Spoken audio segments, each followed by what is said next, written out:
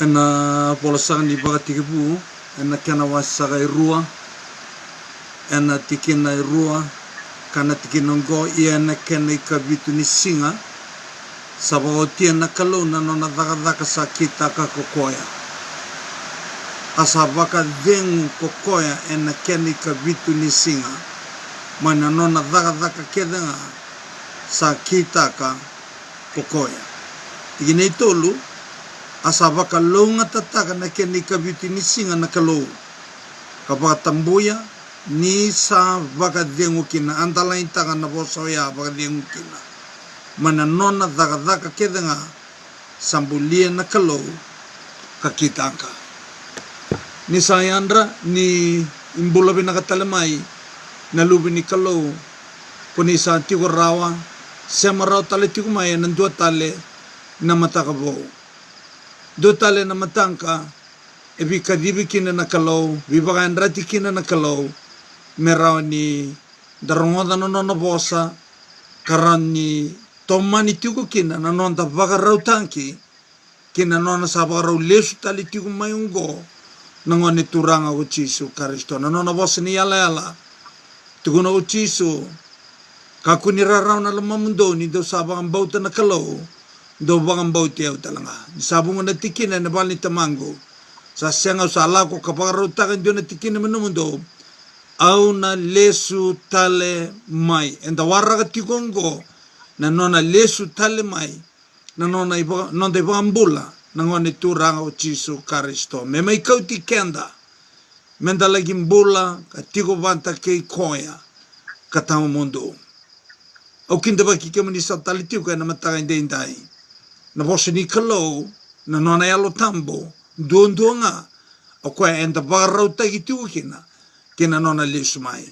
au kinda baki kemani tigo kina na ada talei ni nonda turanga kina nonda iba ambula na ngone turanga o Jisu Kristo o kwa enda na taura tali tigo indua tale na lesu ni ena mataga ni kuwa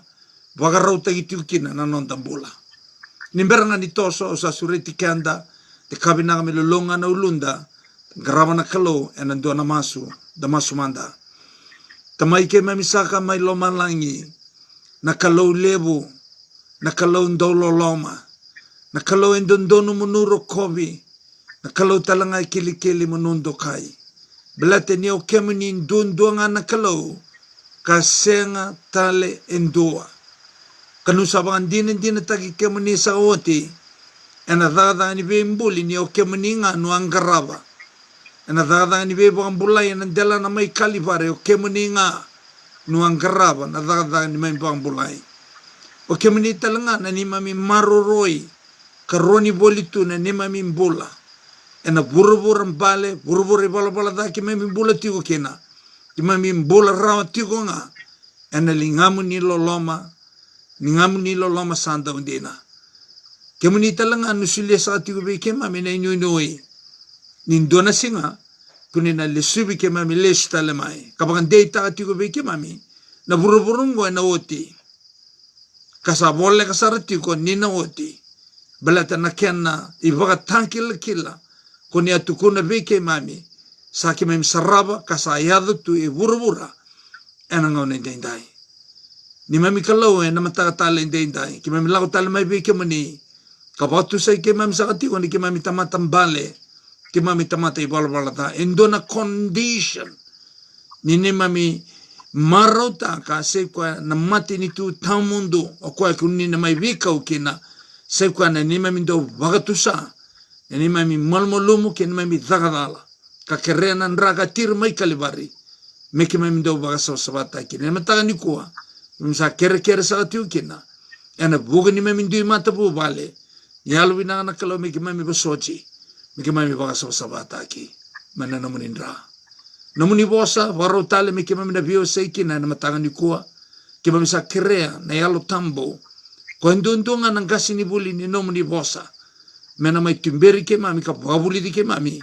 ena mataga indai masula talanga nang gele ni lo mai ke mami kere na vili ta talanga ni numni alo tambo tuli ranka na lo mai ke mami waro tanga ng gelen ni lo mai ke mami me lutu kina na numni bosa basika kina na bua kambasi kasatalanga kina na tumbo. Mami kalau binawale besar turang na namuni loloma. Nabalebo kalibari, nabalebo na lubya munir, sandambi ka barong taliti kumai, enan dua tali na mataga bo hindi indai. Binabalebo besar turang, sarangod na ni mami masu, jisunay soro, ni mami bambula. Emeni jisu. Nanonda iulutanga na mataga tali hindi indai, katoko vango na kianarorong defining rest in the Old Testament. Na madala e so membaleta na vakadengo e na ibola tambu makawa. Valela sara na biokani lumani e levu na matangali i vakadengo e tiko e na ibola tambu makawa. Levu na kia na vi matangali. E vida e na tumika e na matatale indai merani vevu ke mekakua ninda vangingo takatikunga na nonda vakasama ena vakasama ni nonda vakadengu ena ikavitu ni singa sena Sabbath day merambai levu enduto kanda taramai ena mataga ena noa seikwa na nonda vakadengu ni takoso na time cycle e odentaka nakalo aya seikwa nambongi menda vakadengu kina. Keni karua ni time cycle enda tumika ka odenta ka nakalo menda ndo vakadengu kina. Aya na Sabbath day ya ena ve madawa dua ena ve singa ya na night rest. Keni karua na Sabbath rest ena ve madawa. Rongoda na biokani lomani na kalo e kilai kenda vagabinaka embuli kenda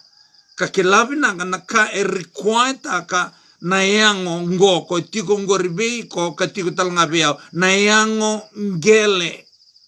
ya nabuna na biokani lomani e vagarautaka kina ka vivaga salataki kina na kalo menda vakadengu ena niwoti endona singa ya na night rest.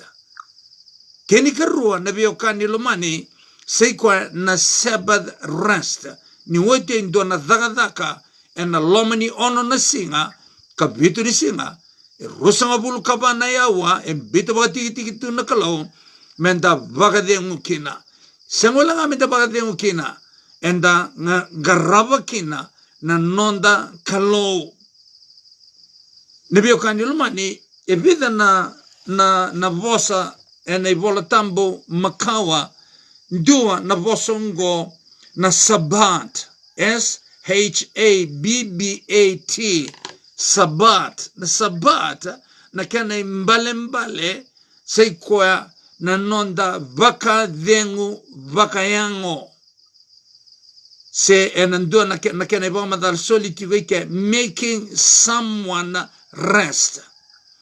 E vakangataki ni olako kina nomi voltambo ya na vole la kwa ni na kena wase lima ena tikine lima na nona vosa o Pharaoh ve Moses e vatake eroni ena nona kavangogo kwa na dhava kwa sadha kava kina mera vakadengu mana nonra dhaka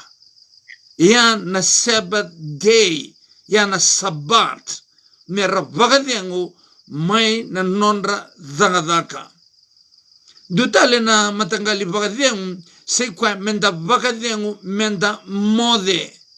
Dutale na vakadengu menda vakadengu ninda mate. Elevu na bono ene volotambo e tiko kena seikwa na nduindui vosa e vakayangataki kena kan nduindui talanga na kenra imbale. Ia era oloni watatiunga ena nona ituba na kalau seikwa menda vaka vengo. E vida na kana biokani lumani ubina kanta merani da tomika ena matagatala indendai seikwa na nonda vaka vengo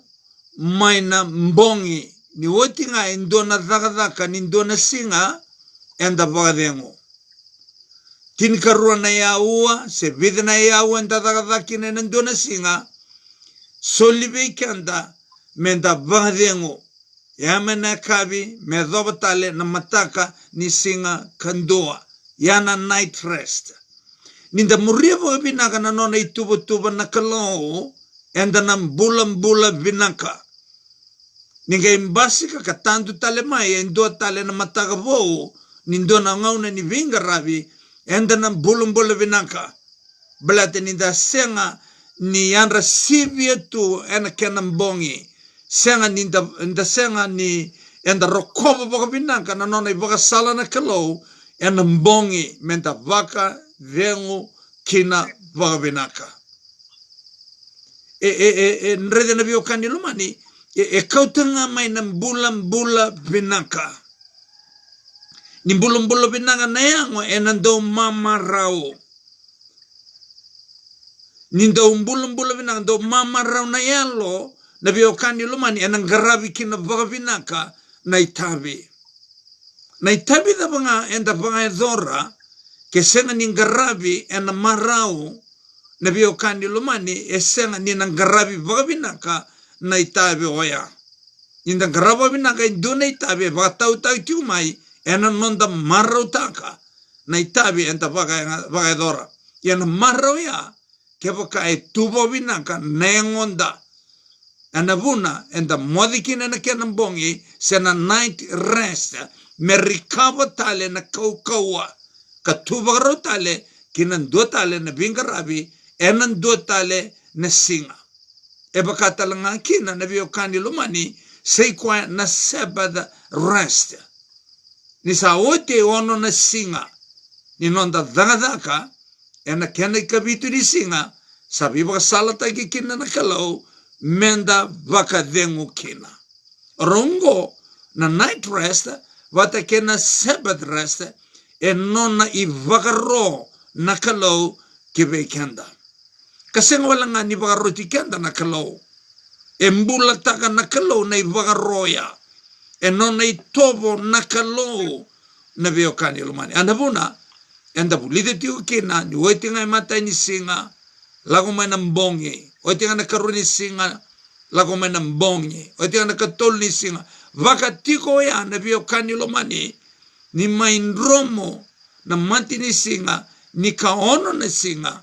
me teke butaki kina na ikavitu ni singa na singa ni vadi diengu se na kakapoto kaitiko na Sabbath rest se kwa na noun Hebrew noun form membelata na rest kapoto kaitiko na Sabbath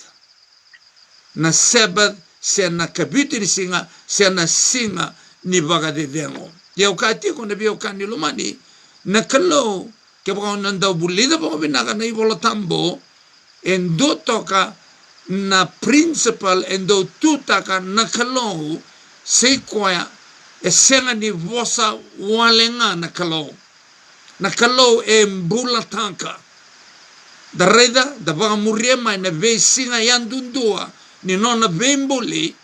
me maya doba na ikavitu ni singa e vagadengu kina na kalau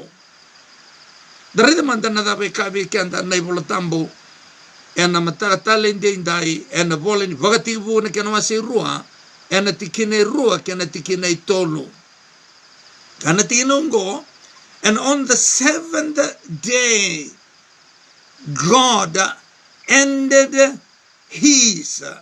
work which he had done. May daba kina nanona daga na kalau. Obinakata me utumika na vosongo na God. On the 7th day, God. Na gondo ya ena vosa baga ipiru e baga deota kina na vosongo Elohim. Elohim ena can original spelling Elohim Elohim ka plural na plural form ni kalau na Elohim orto leo tolu vakalo erto vakadengo mai na nonra to zanga na kalau na tamana na kalau na luvena vata ke na kalau na yalo tambo na singular form ni God ni oreda na ivolo tambo na vio kani lomani era ni oreda na voling tau ni same ena kena wase tin kawalu ena tiki na itolu sanga bulu kandua en baksika kena na elo wa ELOWAHH elo wa ya na singular form ni God esenga ni tabuti ke na singular elo wa me bakato kongo na kena ivandewa. And on the seventh day Eloah ended his work which he had done. Mendina kina nabakasama ninduanga nakalo. Nabiokandi lomani nakalo enduambao, but three in person. Ike esenga nivaga ngataga ike nakalo sena yalo tambu ena peni ni vola ni Moses mevola kina na Eloah evola kina na Elohim ka plural form ni God. Rather ended his work na his oya na pronoun membalanta na Elohim sing pronoun ni Eloah. Obi bakan data tiko vekanda na biokani lomani na iba madhalongo blate levunangauna so erndautu kuna o ngori kani vola tambu makawanga seikwa na vaka dhengo ena singa ni vaka dhengo esenga na biokani lomani blate nirto le tolu vakalo nilago mai ko chiso and the bagan din tanka and the only look and can was eva and the tikine tinka ono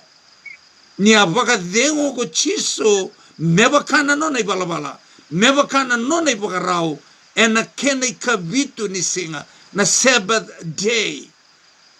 balatana daba balatin da lesu kina imanta ni ngau na bolaiki na ni voltambo se kwa na baga dengo and a singa di baga dengo erto abaga dengo kina orto na le tolu vakalo na Elohim kasenga ni Eloah.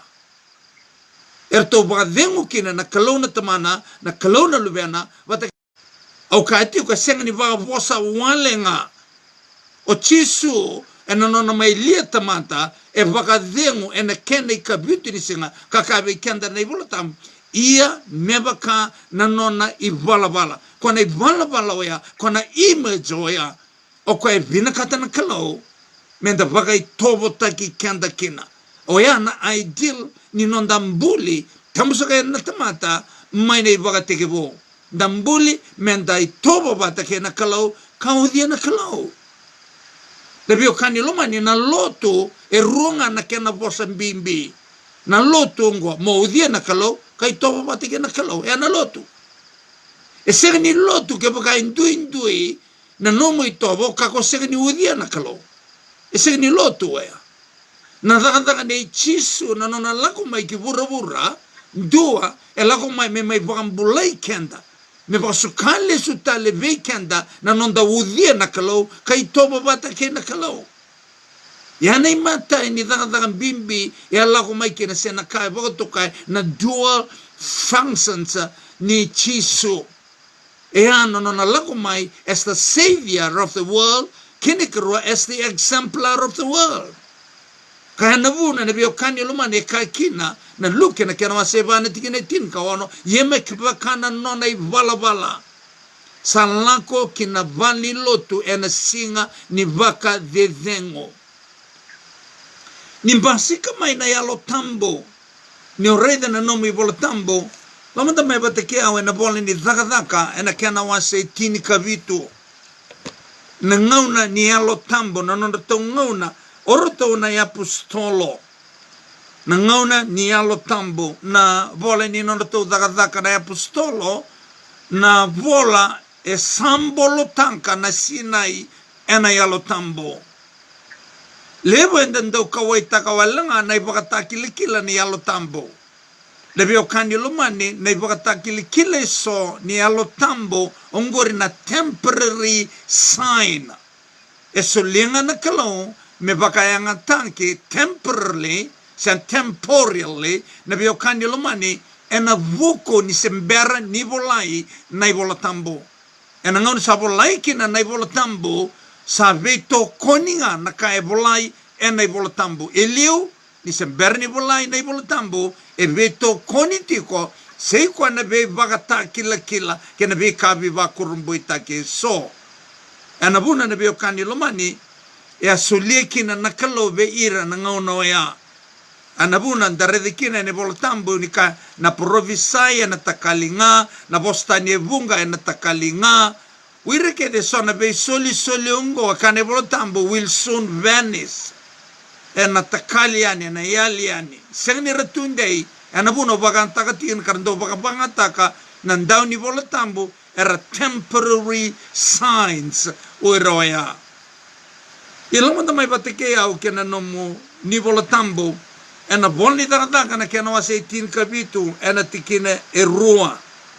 kana tinungo membaleta na tamati ni kalau o Paula na tamata Sinai ena yalo tambo asa duru kina be irko Paula meba kana nona I vala underline tagoya meba kana nona I vala kasa tolu na singa ni vagadedengo sa vagabulidir kina mai nai bola tambo singa tambungo ralai sote vani lotu blete ni singa ni vadi diamo singa kina daka lai tumberira vabulidira Paula singa tambu tale mai ma kadivir tara sote tale vani lotu tumberira tale Paula singa tambu tale mai ma rambadi sote tale tumberira vabulidira tale Paula mananana bosra kalau. Esa ba tolu wala nga singa tambo o ya era pa dengu kina bete lebna ngauna eso erando bakaya nga takawala nga na surface layer ni bola tambo se na bosu ni klo se na wordings karasenga ni lutu sombu ke na kai voto kai da thoughts of the scripture o kwa etiko ira kwa kai kina na bola tambo sa ba madala tagi sa nangai bunde de ke mai sangai rara madaki mai na nona bosa na kalau. Uli ka walang abikianta na tikina eva wase tin kawalu ena boli ni onra toda ronga na biyo kani lumani o chisu sa voleka ni lesu talemai na kanayado tiko na biyo pakatakila kila na koviti chin kadiwa o kwa ehado tiko na ngauna indai o watarain do na kena study ena tol na kaloko ena Sabbath saoti e ruana kalilevu e via kaive kianda ndua o koingo e normal blata ni dambula tigo na burburan bale kanda tamatam bale gona kena seni kau na tobi mante ka wili kina na COVID-19 ka diwa keni karua na biyo kani lumani ena madi wase rusa ngabulkaba o kwa e vakata kila ni vakata oti ni ngauna ni varau songo na katuma ni loloma me lesumai na nonte vangambula na ngone turanga ko Jesu Kristo e rua na nonna basika tiko e na nonta viti e na nonta burbur na ngone ndenda na covid tinka diwa na vio kanilomani e via whip taki kenda tiko totolo sa voleka ni songa na katuma di loloma me lesumai na nonte vangambula ko Jesu Kristo totolo bakadaba totolo na biyo kanilomani ena nom solia na nom mbula buana kalau ka bagatarana kalau me bakarauta kiko senga ni okenda na numa rowalanga na tools of preparation end time ka tools of changes na biyo kanilomani na yalo tambunga kena nona bosa the Holy Spirit and the Holy Scripture rongongo na biyo kanilomani na erangi di besau na erangi di bagabagarao kaya na buna na biyo kanilomani and the beta uragi tiyo kena na vemataka and the vemataka ke tiyo ke so na tiki ni nonda mbula tiki ni kain da bagay dhora tiyo ka ngandre me besau ye me besau rawa Blata ni te se tiko na kena ngauna ni besau, karo se tiko o rao na vuni besau, se na yaya ni besau, se kwa na bosa ni kalau, ke na yalo tambo ni kalau. Na ngauna sana songo kina na katumu ni loloma, nangai vangara na tamata na bosa ni kalau, sarna senga ni ukune ambete ni sa suka na yalo tambo. Wakati buwa se ono tikina itolo e kana ibolo tambo, na nungu yalo tambo ne senga ni vele titiko, ke irna tamata me tau mundu. E na yado nga minduna nga una sa oti, songa na katumu ni lolom, sa songo telanga na daga ni yalo tambo. E na non tambula. Adama na daga ni yalo tambo, me vagarau tegi kenda, me visau tegi kenda. Na dama na daga ni bolo tambo, me visau tegi kenda, me vagarau tegi kenda. Ya na Holy Scripture, wata ke na Holy Spirit. Ne veo kani lomani, ni ongai vangara na bosi ni kalau, me bakai provinsi tikuna emosi, wase ibitene tikene tinkan dewa, kana tikene tinkan dua waya, ena yado na ngauna ni dau singa, senga ni dau singa ni vea kana, sen dau singa ni vea ngunu, na dau singa ni nonta mateda me da vakasangara, na bosi ni kalau, enda sa senga ni konea. Ne veo kani lomani, sembera ni yado tiko, na ngauna waya. Ni koa, era se tiko na bosa nikalo kena yalo tambo.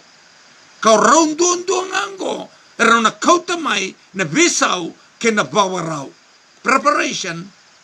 and changes and on the bola. Kau katiu kena na beo kanilo mani, endoto kana te kinongo na kena do baga madala taki senga ni bagandondono sei kwa na kamembelanta na night rest kei na Sabbath rest.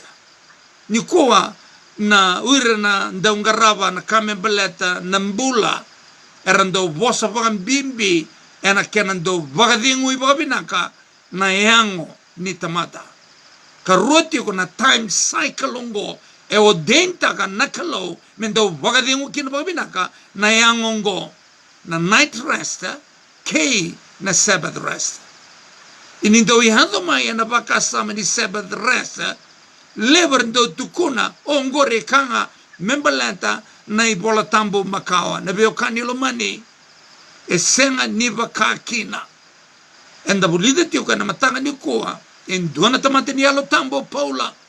kakaiti ko vikenda ni tolu na singa ni vagade dengo elagi tumberi retiko paula ena valni lotu membaleta na kasaranga ndo bulida tiko ena ve mataka mai na vose ni kalau membaleta na ngone turanga ko Chisu Karisto kena nona lova ko kena kau velatai. Autoronga tiu na taroya ande sona tamata ina numa o ingore tolunga na sini badi diangu. I ronga da maulika na dawe kabi kenda na wase tini kawalu ena volino to da na apostolo ena tikene ba. Kana tiene ba asa bunau ena vali lotu ena vei singa ni vagade diangu kevenga. Kane bolo tambo ya senga walanga ni dona singa ni badi dengu se tolu na singa ni badi dengu ena vei singa ni vagade dengu kevenga lebe okani lumani ya nabinaka ninda vaga muria na yalo tambo kena nona bosa nebe sota ikenda da lo vedi kenda ya ni kena bosa ni kalau kuni vagatara na bosa ni kalau mo lo veda mai kina kena vagavandeonga o binakata wiko. Mi utara talemanda na biokani lista talemanda kina vono vosu kina vikenda ena mataga talende indai membalenta na vakasa ama nirto leo tolu vankano. Tikibu ne ureda na biokani lomani ena imante ni vono embasika kina na vosongo na God. In the beginning God. Ena wase indua ena voli pakatikibu ena tikina indua. Na gondo ya e plural Elohim ana bunua embasika kina seikwa na plural form matai bunua embasika kina na plural form membalenta na God in the beginning God erto tiko tolu kina orto na lewe tolu vankalo erto ngarama na danga ni bemboli ana buna ni membasika merto mai vagadengo E sing ni na may bagay nga kinendua. Beta sing ni bimbuli nga kinendua. Erto nga bimbuli tolo. Blata in the beginning, Elohim. In the beginning, God. The three persons of Godhead, the triune God, the Trinity. Anabuna nangaw nito may bagay kina erto bagay ni sa complete na danga ni bembuli kapag matatata bikan hindi ko nga nabaka samoya. Rumanda na biyo kanyo lumani erto bagay mananon erto danga erto na letolo vakalong. Endo tala na tikini volatambo e membasi ka ruru kina na one God but kina three persons. E na wasi ngai rongo ni olutu sombo mai e na tikina eva. E na wasi rua e na tikina eva e na vole ni bakatibo. Ona reda ni bio kanyo lomani na imata ni vanua embasi ka maikina sei koa na Jehovah ndua batake na le tolu vakalo ena ndunga na tikini vola tambo ena tikine ba wasi rua ena tikine ba kana tikine go. This is the history of the heavens and the earth. Ngone tutuko membaleta na burubura kelo malangi when they were created ena nonrombuli in the day that the Lord na Lord oiha na biokani lumani na Jehovah and the Lord God basi katalamay kina na Elohim esenga ni Lord Eloah ena tamba imbale singular senga ike na tikini bolo tambungo esolia na singular form kena plural form membalanta na God endua chunga oya erto ndombata erto zagadagabata in the same authority, same power. O Jehovah na keni balembale Lord. Na God Jehovah se na Lord God se Jehovah Elohim. Erto mbasika tolu talmekina orto na letol mbalata na daba. Balata na tigini bolotambo e vositiko membalata na history ni kanambuli ko loma langi kay burubura. Ese nirto vembuli urto na letolu game volai na kay talno ta kina kana history game talno ta nga kinendua. Ese ni on soya. Ese ni sota waya. Enandondonu nirto vembuli in the beginning mane bagatibo Elohim. The plural form ni God. Non sa ochi kina na bembuli erto sa bagay men erto daga kita nga erto pagkatamboy na kebitu ni singa ese ni dondon mendoanga na may pagkatatambo erto betini aseng ni erto tolu erto bembuli ken men bale erto na may letolu vakalo erto na may pagkadengo anabuna embasi may kina ni vakadengo nakalo Elohim erto na letolu vakalo ena kene kebitu ni singa ike ena tikina iva may bang madala tagi kina say ko nanon to unity nanon to daga bata esenga ni dota ni abuno elo kobna elo tambu dota ni abuno elo kobna kalau na taman dota ni abuno elo kobna kalau na ngone turang o Jisu Kristo se non dai bambula me baka saya do tuniko ni orongo de ndo na bang madala kapag lay taka na triune God nanon to unity orto na leto lu bakalo gangaro ni sarva binaga ne bang madaloya ni obama dalatanga nakalo kenono na daga nakalo waga madalataka ni roto dobata Jehovah ye kuni ngole daba ni orto erto leto lu erto daga bata the unity nikalo anabuna ne bio kanilumani ena matang talende indai and the tarantiu kina listening go na rasta and the vamurenga na nonroto I bagarau na kalau na nonroto image na nonroto I tobo orto na leotolo wakala obviamente ni na bakasamungo ena matakatalende indai ni saochi na bembuli erto bagadengo na bagadengo e vida na kai bagarita ka bekanda ndua ni saochi endo na itabi rua ni sa tangkoso sei kwe na time cycle vakalo. Ke o taravale tiko, sa andro mga matini singa, stop na taravale vakadengo. Matangan singa dua, gai toma ni tale na taravale.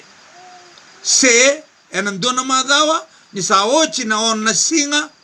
sa ado mai na kene kabitu ni singa, stop na no madada godada chuna itete, so taravale tiko se o ngoli chikumbeka, kasa kachi chikuna ika na puno chukina, stop. Blata na ikan gore lewa kalau. Stop vakadengo. Doka rokova na nona ibaga sala na kalau. Nakalibukan bimbi ke na biyo kanilumani, menda rokova tiko, dan doka tiko, na nona ibaga sala na kalau. E nangauna batawaya, na biyo kanilumani, enda sa sotaba tiko kina, comply to the condition, ni nonda marutaka, seikwa na matini tu tau mundo. Rather than a heavenly kingdom, sena matin tu tamundo, sena mbula tamundo, sa nonda oti tu. Ena buku ni ngoni turanga ko Jesu Kristo. Sa vonga menda marau tanka, menda duru kina. Enda ngai ranga ni duru kina, kenda comply kina kena condition. Adabana kena condition? Faith that obeys. Faith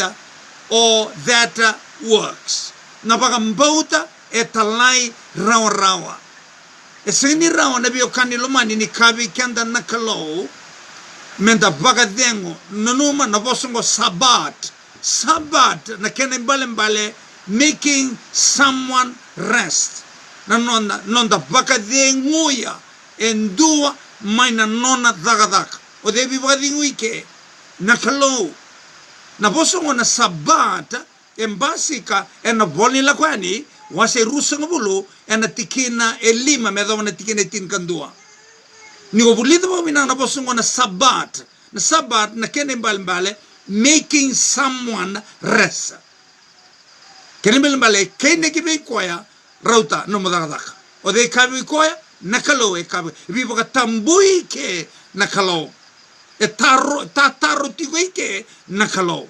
e viva sala tagi ke nakalo anabuna making someone rest and mbale ni bosongo na sabat kabaka yang ataki and boli la kwani and kana wa seru sungolo manatiki na lima kana tiki na talanga tingando rotal nga no re na bosongo na sabat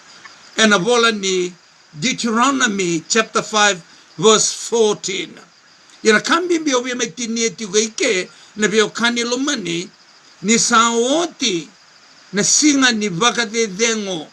ni saoti na ono na singa ni nona dhanga na kalo sa complete ni sa complete kanibel mbale e singa tali ni nangai vakuri e nandua tali nangauna singa tali ni nangai vakuri e nandua tali nangauna nakanga sembuli tu nakalome na ibagatibu kwa situnga ni kuwa. Sena talindo abimbuli bo wa bagadori. Balata na daba sandrengati na kena samai woti na daga ya ena nona bagadengu nakalo ena kena kabiti ni singa. E bakakina na daga ni vebang bulan ya lako maikina na ngone turanga ko Jesu Kristo. Ni dabuta watinga kwa nandelana mai kalibari choni chinka diwana tikire tolo sakabulu saoti na daga ula kobo mai job done mission accomplished adabayado lago sarau kwa lagindabu tu ene mbulumbulu ene kene ikabitu ni singa menrengati kina mesilta kina ni saoti na daga ni nonda bambulai na kautamata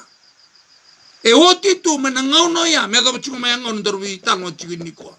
senga tal ninga indola tal endua kena daga anabune senkin ranyo daga taka signi ranyo daga tako yao bebo kau kantiko na platform ni nona bembuli ken nona bebambulai lies on the same principles ero toto bata na kena principle oti na nona bembuli na kalau baka dengu na kalau ena kera ikabitu ni singa se senga tal nindo na kayanga imbuli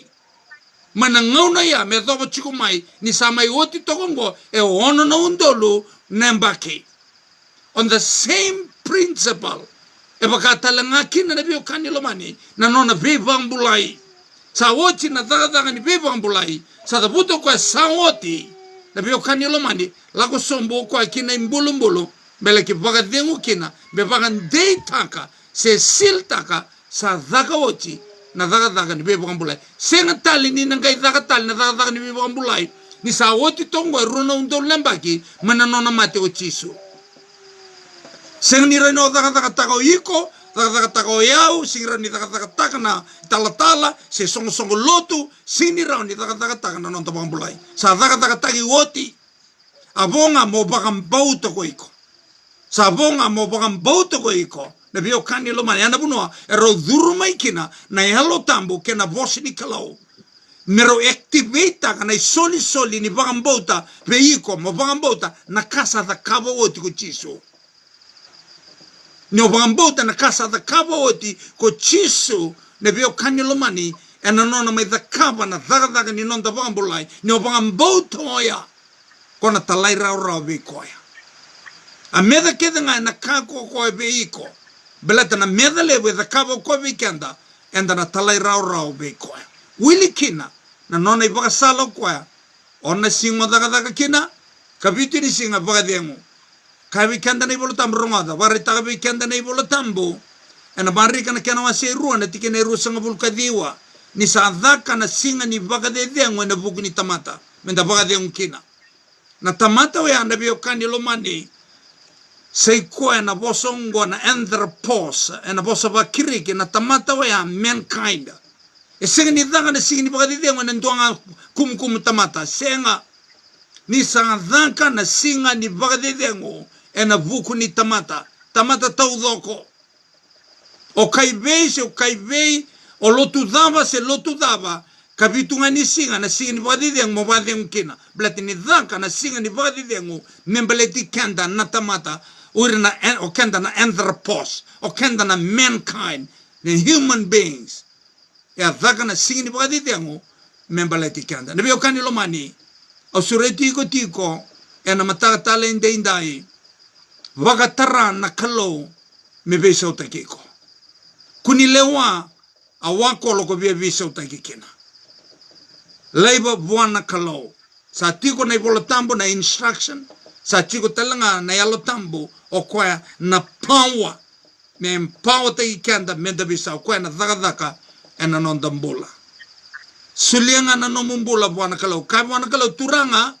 na kake nganu na kabe yao au na bagaidora kenu sana numa me sabisa wanongo ikana me adonga na lomamuni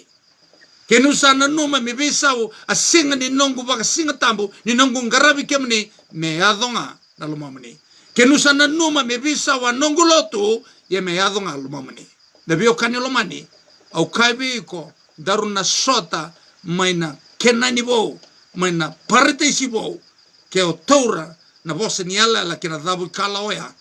ena mataka ni ko balango taki kanda na turanga ena buku ni bosa ni kalau enda mai buli saka chuki ndo langa no ndo masu tamai kema misanga mai loma langi bina ka baga libu sara turanga na numuni bosa ra tali be kema me na mataka ndi dai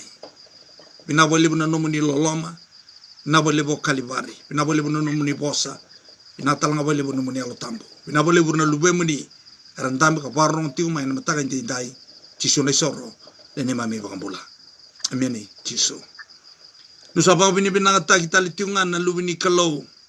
ba bini binanga taki na kalau ena mataka tali indai ena nomuni e bakatara merau ni bosa be kemuni na kalau ena mataka ni ko be kemuni na ndau ba rong tiku mai na viewers binaka bakale bunu bakatara na nombo rong ena mataka ni ko ngore tubu ni kalau e tubu ni kalau mo barong mai na matanga ni ko ka kona senga bangandu ni kuna bebutu ni taka ena ndo na ngauna na no barong mai na matanga ni ko be kemni na sema online ti mai ana taliboni vinaka bagalebu na no muni yalon ti na ti ko na no muni bagatara ti ko me bosa ti ko be kemni me tulira ki kenda vata ti ko na nona bosa na nona yalo tambo na kalau. No sabab ini binang tagital tiunga na buin no menindo be masula ki chikumai. Masula ki chikumai na benga rabi na batabati ni benga rabi ni First Light Gospel Ministry. Binakatal nga pa lebu na no menindo share taka, nuwa share. Atunga ngori na bati ni share taka na no meni page, share taka talanga na be group se so ni lewena. No sabab ini binang tagital nga nandaw solia tikumai sona soli merani tao tiku nanonda danta kasi mati tali tiunga na laini ni beitartara ena taliboni da bakalonga takibata tiko mai buana kalau ya metoma na matanga ni matangka ni mode di bakadengo ni kalonga tasaka chiko